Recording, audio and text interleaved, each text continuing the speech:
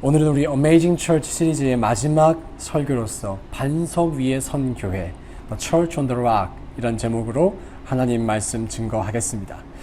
오늘 예수님은 제자들에게 두 가지 질문을 하십니다. 첫 번째 질문은 사람들이 나를 누구라 하느냐라는 질문이었습니다. 그러자 제자들은 더러는 침례 요한, 엘리야, 예레미야나 다른 선지자 중에 하나라고 합니다. 라고 대답했습니다. 예수님을 선지자라고 말했던 것입니다.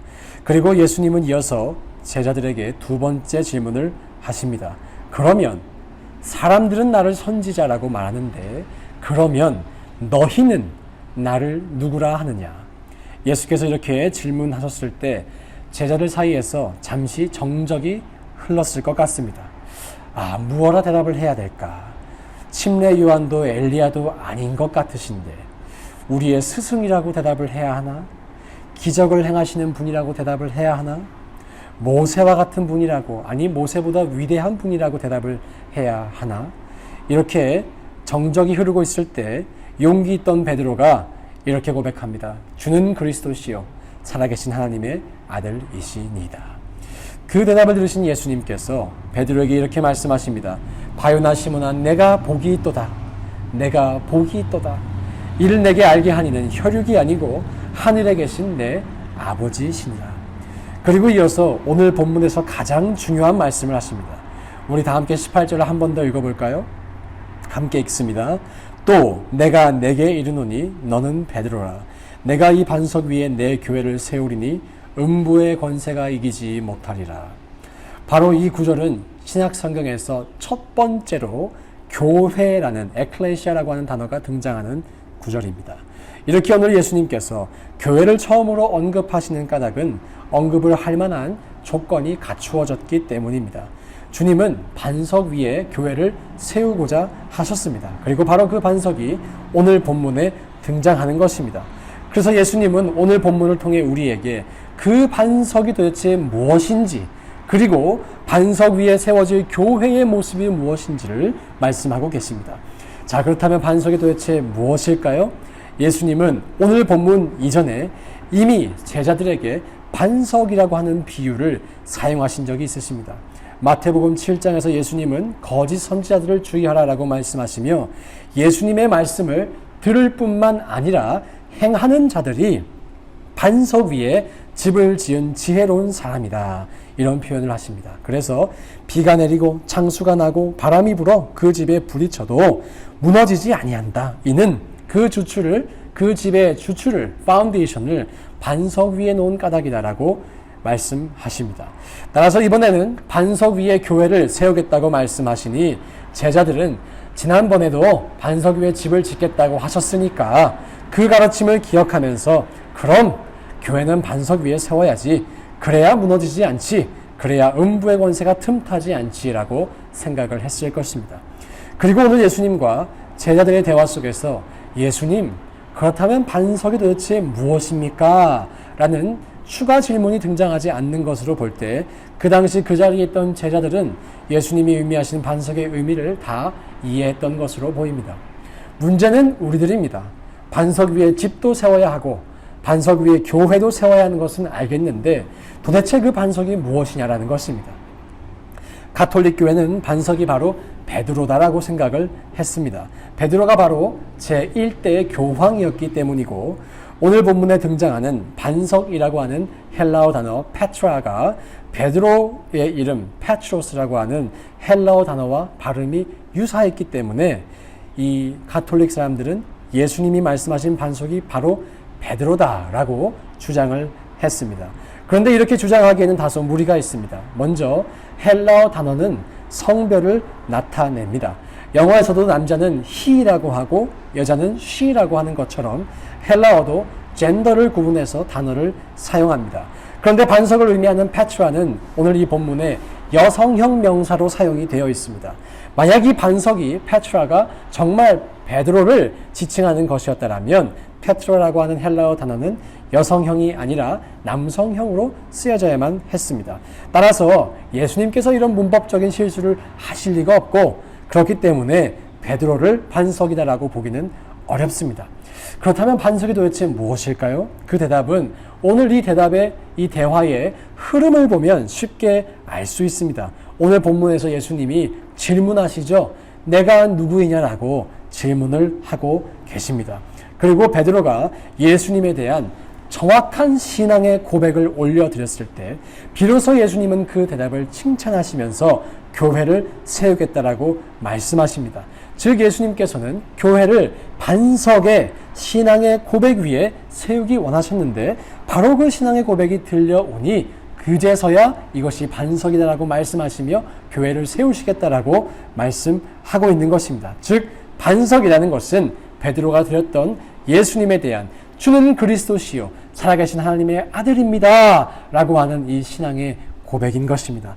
우리의 신앙의 고백 위에 이 교회가 세워진 것이고 동일하게도 2000년 뒤에도 우리의 신앙의 고백을 통해 이 교회가 세워진 것입니다. 늘사랑교회와 애틀랜타 한인회의 차이점은 무엇일까요? 늘사랑교회는 예수님에 대한 정확한 신앙을 고백하지만 한인회는 그렇지 않은 분들도 있다라는 것입니다. 그러므로 교회는 그냥 사람들의 모임이 아닙니다. 그렇게 되어서도 안 됩니다. 신앙의 고백을 공유하는 사람들의 모임이 바로 교회인 줄을 믿으시기를 바랍니다.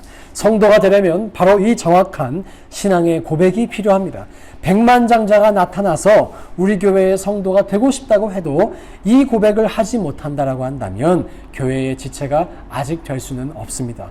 그러나 아무리 가난하고 초라한 사람이 올지라도 이 고백을 정확하게 할 수 있다면 누구든지 우리와 함께 지체가 될 수 있습니다. 교회를 교회되게 하는 것은 성도를 성도되게 하는 것은 예수 그리스도에 대한 정확한 신앙의 고백이라는 것입니다. 바로 이렇게 반석과 같은 신앙의 고백을 한 사람들을 통해서 예수님께서는 자신의 교회를 세우십니다. 그리고 오늘 본문 18절에는 이 교회의 중요한 특징 두 가지가 나타나 있습니다. 다시 한번 우리 18절을 읽어보도록 하겠습니다. 16장 18절입니다. 시작. 또 내가 내게 이르노니 너는 베드로라.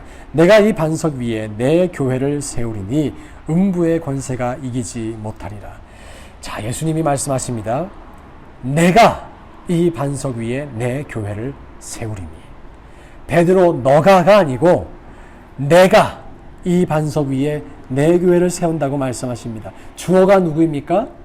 예수님이십니다. 예수님이 교회를 세우신다라는 것입니다. 이것이 바로 반석 위에 선 교회의 첫 번째 특징입니다. 교회는 예수님이 직접 세우십니다. 예수님이 주도적으로 세우십니다. 우리는 이 사실을 분명히 믿어야 합니다. 이 사실을 믿지 못하면 사람이 주체가 되기 시작합니다. 담임 목사가 교회를 세우는 것처럼 됩니다. 개척 멤버들이 교회를 세우는 것처럼 됩니다. 그렇게 되면 점점 더 사람이 중심이 되고 인간의 경영의 논리가 교회 안에 들어오게 되어 있습니다. 오늘날 왜 수많은 교회들이 사회의 덕이 되지 못하고 있을까요? 왜 비판의 화살을 안타깝게도 받고 있는 것일까요? 저는 말세로 가면 갈수록 교회가 핍박을 받는다고 성경이 증거했기 때문에 사회로부터 핍박당하는 것이 두렵지는 않습니다. 하지만 그 핍박을 받는 원인이 교회의 부족함과 죄악 때문이라면, 잘못된 신앙의 모습 때문이라면 반드시 각성해야 한다라고 생각합니다. 그렇다면 왜 생명을 나타내야 할 교회가 도리어 상처를 주고 소망을 주어야 할 교회가 더 이상 희망이 없는 곳이라는 안타까운 말을 듣게 된 것일까요? 저마다 다른 진단을 내릴 수 있겠지만 그 모든 진단의 뿌리를 타고 내려가 보면 주는 그리스도시요 살아계신 하나님의 아들이십니다라고 하는 이 반석과 같은 신앙의 고백이 사라졌기 때문입니다. 이 고백에서 멀어졌기 때문입니다. 아니 어쩌면 이 고백을 말로만 하고 있기 때문입니다. 입으로는 주가 그리스도시오라고 말하지만 더 이상 죄 짓는 것을 두려워하지도 않고 나태한 신앙생활에도 문제를 느끼지 못하고 분별력을 잃어버리다 보면 처음엔 반석 위에 지은 교회 같아 보이지만 그 반석이 점차 모래로 변해가는 것을 깨닫지 못하는 것입니다. 입으로는 주님이 살아계신 하나님의 아들이라고 말하지만 하나님께서 정말 살아서 역사하신다라는 것을 믿지 못하고 주님이 이끌어 가시겠다고 말씀하신 것을 신뢰하지 못하고 계속해서 사람의 경영 논리로 교회를 이끌어 가려고 하는 것입니다. 사랑하는 여러분, 우리는 기억해야 합니다. 예수님은 반석 위에 자신의 교회를 세우시며 예수님이 주도적으로 그 교회를 세워 가시겠다라고 분명하게 말씀하셨습니다. 예수님에 대한 우리의 신앙 고백이 정말 우리의 신앙 고백이 주는 그리스도십니다. 살아계신 하나님의 아들이십니다. 이 고백이 진심이라면 예수님께서 주도적으로 교회를 세워가실 것 또한 믿어져야 합니다. 여러분, 주님의 이 말씀이 어떻게 신실하게 지켜져 왔는지를 세계의 역사를 통해 한번 보십시오. 이스라엘의 작은 마을에서 시작한 이 기독교 교회가, 한 교회로 시작한 이 교회가 2000년 동안 단 한순간도 멈추지 않고 살아남았습니다. 수많은 핍박이 있었고 순교가 있었고 희생이 있었지만 예수 그리스도의 교회는 단 한순간도 패배하지 않고 지금까지도 살아남아 있습니다. 그리고 또 우리가 지금 개척하겠다고 모여있으니 앞으로도 계속해서 이 교회는 복음을 들고 전진할 것입니다.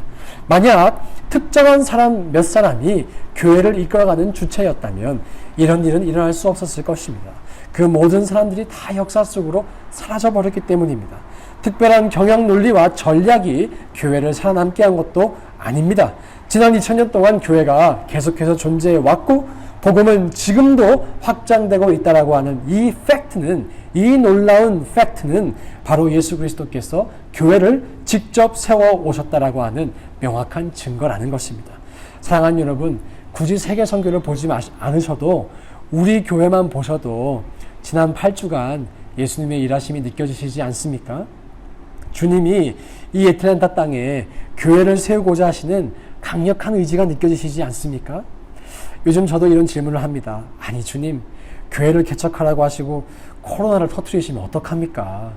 그런데 한편으로는 그런 질문을 드리다가 제게 이런 깨달음이 옵니다. 아, 코로나임에도 불구하고 그 코로나를 뚫고 주님은 교회를 세우고 싶으시구나.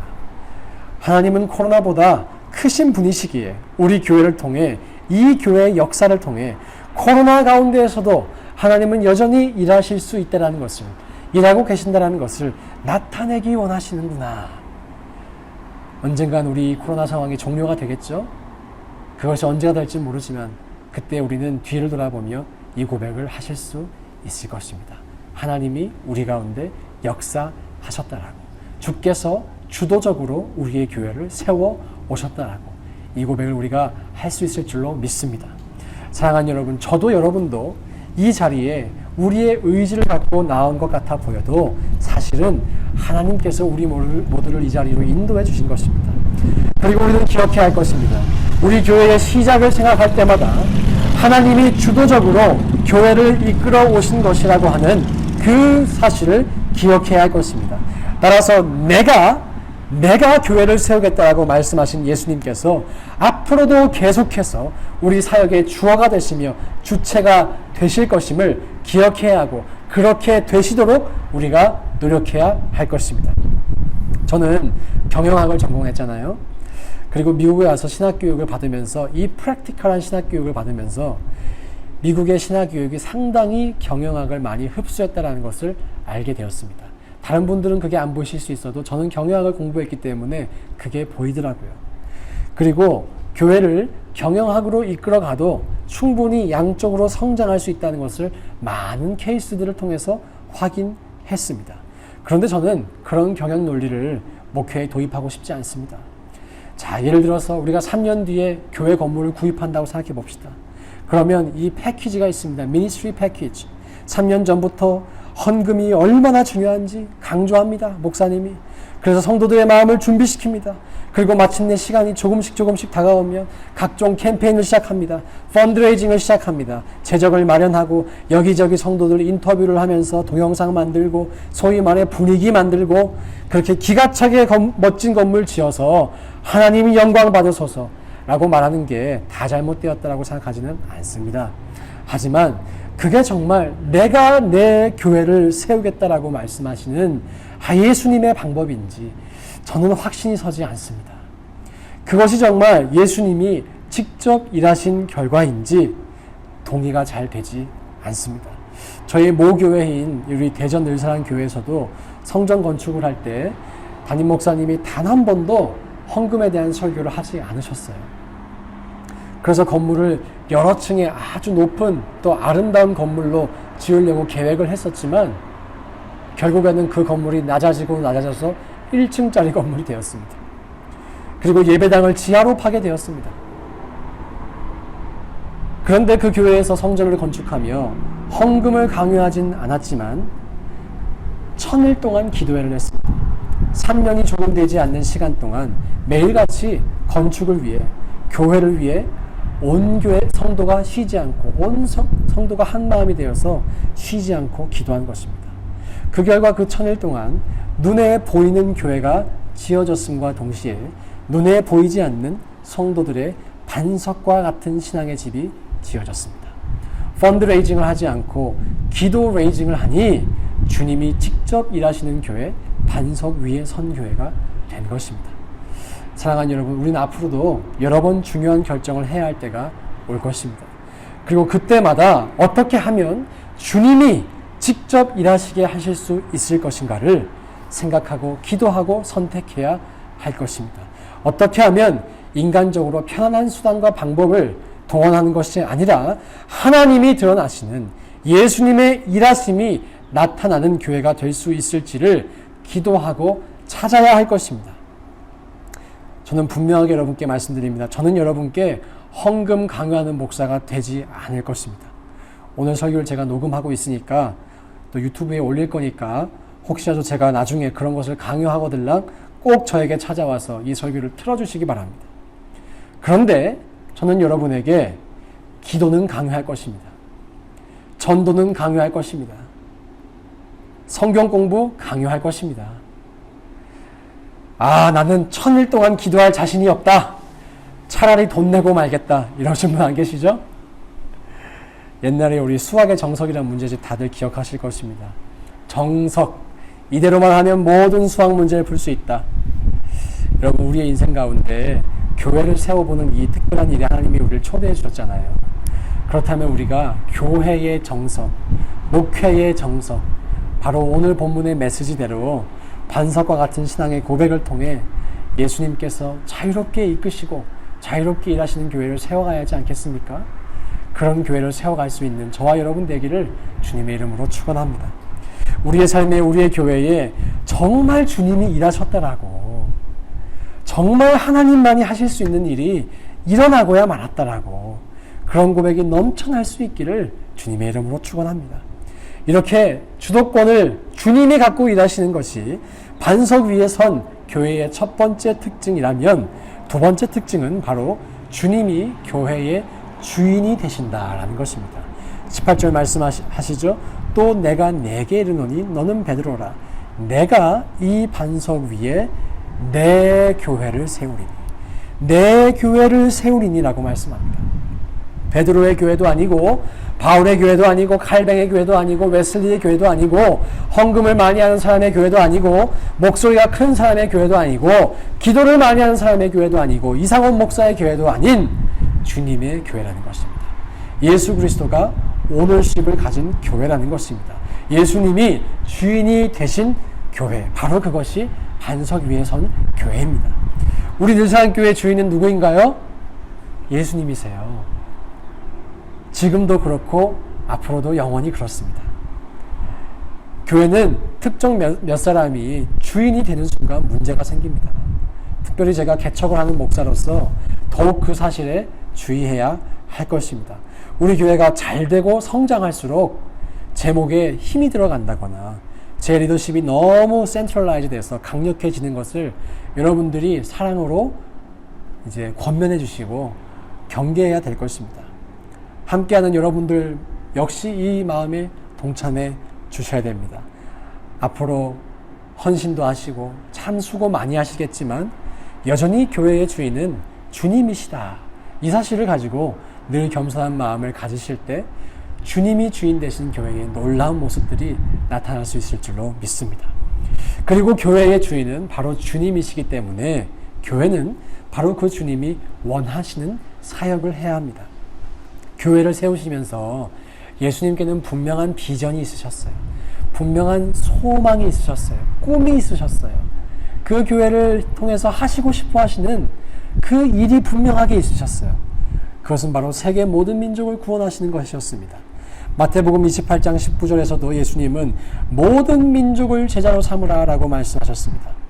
따라서 우리는 모든 민족을 제자로 삼는 일에 열심을 내야 할 것입니다. 전도와 선교에 힘쓰는 교회가 될 것입니다. 그리고 저는 전도와 선교에 힘쓰는 교회라고 하는 이 중요한 아이덴티티를 한 사람도 포기하지 않는 교회, 단 한 사람도 포기하지 않는 교회라고 표현하고 싶습니다. 교회는 수많은 영혼을 구원해야 하는데 바로 그 수많은 영혼은 한 사람에서 시작합니다. 우리 늘사랑교회는 한 사람도 포기하지 않는 교회가 되어야 합니다. 그렇게 될 것입니다. 예수님도 한 사람도 포기하지 않으신 것을 성경의 여러 가지 모습을 통해 우리에게 보여주고 계십니다. 우리 배신의 아이콘, 오늘 이렇게 멋진 고백을 했던 베드로가 나중에 주님을 배신하잖아요. 그 배신자를 찾아가시는 주님, 이전에도 제가 설교했죠? 그 베드로를 끝까지 포기하지 않으시는 주님, 그것이 바로 예수님의 사랑입니다. 의심이 많던 도마에게 찾아가서 이 손가락과 옆구리에 너의 손을 넣어보라. 그래야 믿음 없는 자가 되지 말고 믿음 있는 자가 되라고 말씀하신 주님. 엠마오로 가는 그 두 제자에게 나타나셔서 그 두 제자에게 인격적으로 양육해 주셨던 주님. 심지어 그 두 제자는 12제자가 아니었어요. 핵심 멤버가 아니었어요. 그럼에도 불구하고 주님은 한 사람도 포기하지 않으셨던 것입니다. 목사는 본능적으로 교회가 부흥하기를 원합니다. 그런데 저도 큰 교회들에서 사역을 하며 느꼈던 것이 있습니다. 숫자를 추구하는 목회를 하다 보면 단 한 사람도 제대로 제자를 만들지 못할 수 있겠구나라고 하는 사실이었습니다. 주님은 모든 민족에게로 나아가라고도 말씀하셨지만 또한 그 사람들을 군중이 아니라 제자로 만들라고 말씀하셨습니다. 오늘날의 교회는 교회가 커지면 커질수록 제자보다는 군중이 많은 것이 가슴 아픈 현실입니다. 군중들만 많이 모아도 훌륭한 목사라고 인정을 받는 시대가 되었습니다. 군중을 많이 모아도 여기저기서 러브콜을 받는 시대가 되었습니다. 그러나 교회의 주인이신 예수님께서는 군중이 아닌 제자를 만들라고 말씀하셨습니다. 그리고 제자를 만들기 위해선 한 사람 한 사람에게 관심을 가지고 시간을 투자해야 합니다. 그래서 이 사람은 이래서 포기하고 저 사람은 저래서 포기할 수가 없습니다. 그렇게 하면 결국 아무런 사람도 제자로 만들 수가 없어요. 우리는 그 어떤 사람이 오든지 단 한 사람도 포기하지 않겠다, 이런 결심을 해야 됩니다. 한 사람도 포기하지 않겠다는 마음을 먹으면 모든 사람을 섬길 수 있지만 이 사람은 이래서 포기하고 저 사람은 저래서 포기한다라고 하면 단 한 사람도 구원할 수가 없습니다. 어느 정도 내 마음속에 선을 그어놓고 난 이런 사람은 이래서 싫고 저런 사람은 저래서 싫다라고 하면 결국은 아무런 사람도 제자로 성장시킬 수가 없습니다. 저는 부르심을 받고 지금까지 살아오면서 대단한 인생을 살아오지 못했지만 적어도 이 본질만큼은 지키려고 노력해왔습니다. 그리고 앞으로도 그렇게 할 것입니다. 저는 여러분들이 제게 주시는 기도 제목이나 기도 부탁을 받으면 그거를 가볍게 생각하지 않아요. 그렇게 해본 적 없고 어떨 때는 밤잠 설쳐가면서 그 기도 제목 끌어안고 기도했습니다. 그러다 보니까 힘들어요. 네, 힘들어요. 근데 힘들다고 안 할 겁니까? 힘들다고 해야 할 것을 하지 않을 것입니까? 요즘에 좀 더 힘이 드는지 제가 흰머리가 좀 많이 생겼습니다. 개인적인 바람은 흰머리가 조금 더 생겼으면 좋겠어요. 제가 가뜩이나 좀 동안이라서 그죠? 너무 어리게 보이면 안 되잖아요. 흰머리가 어느 정도 있어야 중후한 목사님 티도 나고 그래야 좀 목회에 도움이 되지 않을까 그런 생각합니다. 사랑하는 여러분, 저는 우리 늘사랑교회가 대부흥을 하기 원합니다. 아까도 말씀드렸죠? 그게 목사의 본능입니다. 그러나 대부흥을 하되 주님이 원하시는 방법으로 부흥하기 원합니다. 저는 군중을 많이 모으는 것이 주님이 기뻐하시는 목표라고 생각하지 않습니다. 군중이 많이 모이더라도 그 사람 붙잡고 제자로 만들기 위해 노력해야 됩니다. 에너지가 들더라도, 그 과정이 힘들더라도, 조금 더 오래 시간이 걸리는 길이더라도 그것이 주님의 십자가 앞에 비겁하지 않은 길이고 옳은 길이라고 저는 굳게 확신합니다. 여러분이 이 일의 가치에 동의가 되신다면, 여러분이 바로 이 일이 주님이 그토록 원하시는 교회를 통해 이루고자 하시는 꿈이라는 것에 동의가 되신다면 군중이 아닌 제자를 만드는 이 일에 함께 동참해 주시기를 부탁드립니다. 저는 알고 있어요. 저 혼자서는 결코 이 일을 할 수가 없습니다. 그러나 저는 또 알고 있습니다. 우리가 함께 이 비전을 품고 나아간다면 이 자리에 있는 우리 이 인원을 가지고도 하나님의 역사는 우리의 생각보다 더 빠른 시기에 충분히 일어날 수 있을 것을 저는 믿습니다. 설교를 마무리하면서 한국이 조선이던 시절에 조선 땅에 선교사로 왔던 언더우드 선교사의 기도문을 한번 읽어드리도록 하겠습니다. 오늘 우리의 이 설교와 참 맞닿은 부분이 많습니다. 읽어드리겠습니다. 오 주여, 지금은 아무것도 보이지 않습니다. 주님, 메마르고 가난한 땅, 나무 한 그루 시원하게 자라 오르지 못하고 있는 땅에 저희들을 옮겨와 앉히셨습니다. 그 넓고 넓은 태평양을 어떻게 건너왔는지 그 사실이 기적입니다. 주께서 붙잡아 뚝 떨어뜨려 놓으신 듯한 이곳, 지금은 아무것도 보이지 않습니다. 보이는 것은 고집스럽게 얼룩진 어둠뿐입니다. 그들은 묶여있는지도 고통이라는 것도 모르고 있습니다. 고통이 고통인 줄 모르는 자에게 고통을 벗겨주겠다고 하면 의심부터 하고 화부터 냅니다. 조선 남자들의 속셈이 보이질 않습니다. 이 나라 조정의 내심도 보이지 않습니다. 가마를 타고 다니는 여자들을 영영 볼 기회가 없으면 어찌하나 합니다. 조선의 마음이 보이질 않습니다. 그리고 저희가 해야 할 일이 보이지 않습니다. 그러나 주님, 순종하겠습니다. 겸손하게 순종할 때 주께서 일을 시작하시고 그 하시는 일을 우리들의 영적인 눈이 볼 수 있는 날이 있을 줄 믿나이다. 사랑하는 여러분, 언더우드 선교사의 소망은 100년이 지난 지금 한국 땅에서 실제가 되었습니다. 그는 보지 못하는 상황 속에서도 믿음의 눈으로 미래를 보았습니다. 바랄 수 없는 상황 속에서도 믿음으로 꿈을 꾸었습니다. 오늘 우리도 그와 같은 현실에 있다라고 생각됩니다. 그리고 오늘 우리도 믿음의 눈으로 미래를 보기를 원합니다.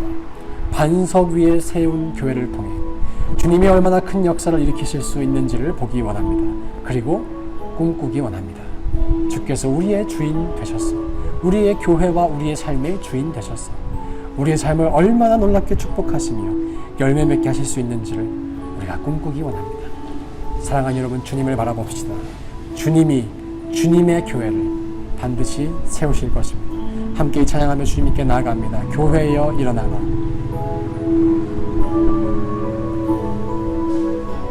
이 찬양하실 때 우리 교회를 생각하시고 또 여러분 한 분 한 분이 바로 교회이십니다. 내가 일어나라고, 그리고 우리 교회가 일어나라고 함께 고백합니다. 교회여 일어나라.